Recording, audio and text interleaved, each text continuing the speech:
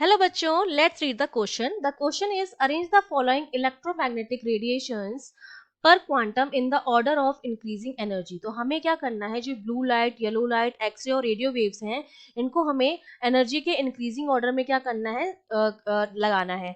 तो देखिए, हम जानते हैं कि जो हमारा ईएम वेव स्पेक्ट्रम होता है, की कॉन्सेप्ट में सबसे पहले तो आपको पता होना चाहिए कि जो ईएम वेव स्पेक्ट्रम हमारा बनता है, ईएम स्पेक्ट्रम वो किस तरह का बनता है। उसमें सबसे पहले क्या आता है, सबसे पहले रेडियो वेव, ठीक है, फिर आपकी आती है microwave, microwave, after that it is infrared, IR, फिर आपकी आती है विजिबल, फिर आपकी आती है यूवी रेस, फिर आपकी आती है एक्सरे, और फिर आती है आपकी गामा रेस।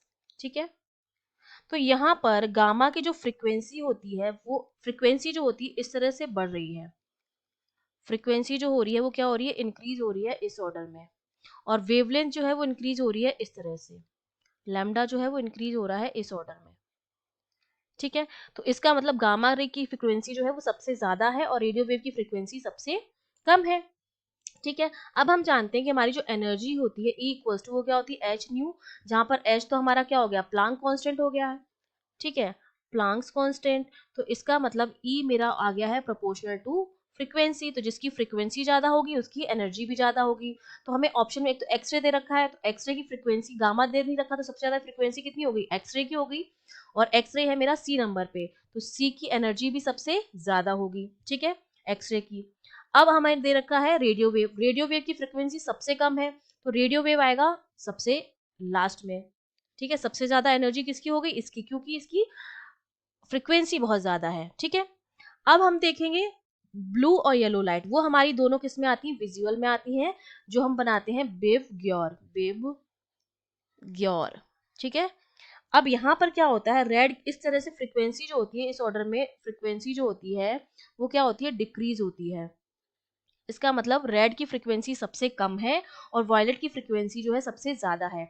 तो देखिए, येलो, ब्लू पहले आ रहा है और येलो बाद में आ रहा है, मतलब ब्लू की जो फ्रीक्वेंसी है वो येलो से क्या है, ज्यादा है।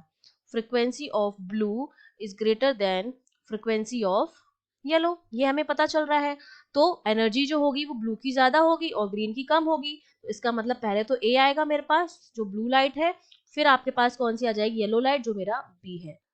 तो ये मेरा बन जाएगा इंक्रीजिंग ऑर्डर ऑफ एनर्जी, सबसे ज्यादा सी की एनर्जी एक्सरे की, फिर उसके बाद ब्लू लाइट की, फिर उसके बाद येलो लाइट की, और लास्ट में रेडियो वेव। तो हमारा जो एनर्जी का सीक्वेंस आया है वो कुछ इस तरह से आया है, सी ए बी डी, मतलब सी की जो है एक्सरे की सबसे ज्यादा एनर्जी है, फिर ए ब्लू लाइट की है, उसके बाद येलो लाइट की है, बी, एंड लास्ट में रेडियो वेव की है। तो हमारा जो ऑप्शन हो जाएगा सी ए बी डी, सबसे ज्यादा सी के इंक्रीजिंग ऑर्डर जो होगा कुछ इस तरह का बनेगा, इस तरह का। तो हमारा जो बी ऑप्शन हो जाएगा वो क्या हो जाएगा, करेक्ट हो जाएगा। I hope you understood well, all the best.